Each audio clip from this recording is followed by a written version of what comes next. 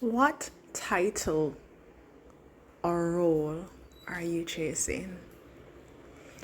There's a story in Judges that talks about how Gideon's son Abimelech basically decided that he wanted to be king over the people of Shechem.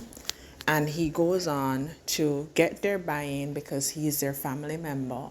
And then he goes on to basically murder 69 of his brothers in order to have that role. And eventually, somebody calls him, holds him accountable, calls him out in accountability for his actions, his brother, his one brother that escaped, and basically likened his behavior to that of a Thornbush who accepted the call of the people to be king, but in accepting that call, he basically asked the other trees to basically stoop down, leave their tall standing structures and their purpose to stoop down under his bushes. And not only that, he says that any tree who does not do that, let fire come out of him, the thorn bush, and actually destroy them, even if they are as tall as the cedars of Lebanon. And I immediately think about how sometimes we, as people who are living our lives according to the expectations of the world, and I think about how in my case, I was told that I would be an accountant. I had this vision for years. I was going to get to this vision for my life that I was going to get to the top of the corporate ladder.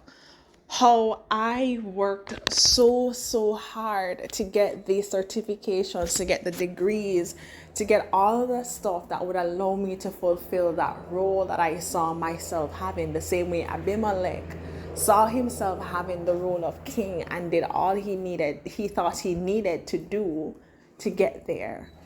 And immediately as I reflect on that pattern of behavior, I saw where I too killed things. I may not have physically killed my brothers like Abimelech did.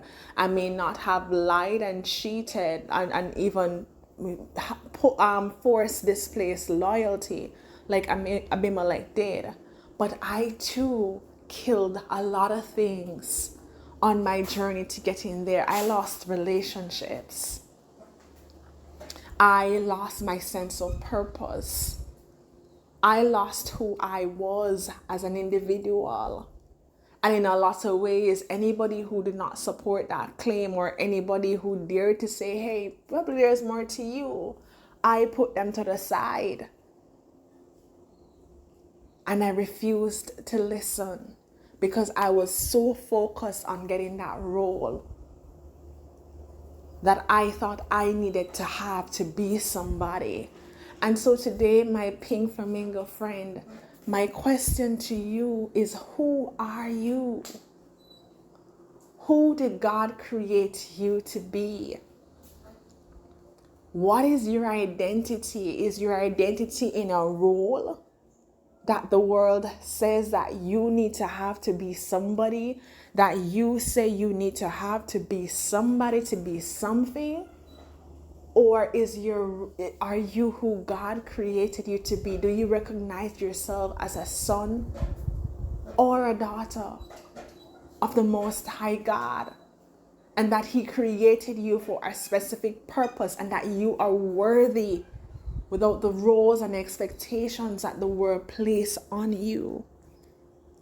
Do you have a thorn bush mentality, or do you have the mentality of the grapevine, of the olive tree, who recognize that they, being themselves, allows them to flourish in a way that is good for them and in a way that is good for the people that they serve and the people that their fruits will touch?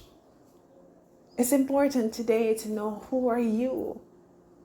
Who are you outside the roles that the world tried to put on you? Who are you outside the responsibilities that the world tries to place on you, that you put on yourself? Who did God create you to be? Because when you're anything except that, you'll always be tired. You'll always be exhausted. You'll always be dissatisfied. So my pink flamingo friend, find your pinkness today. Ask yourself the question. Ask God the question. Who am I?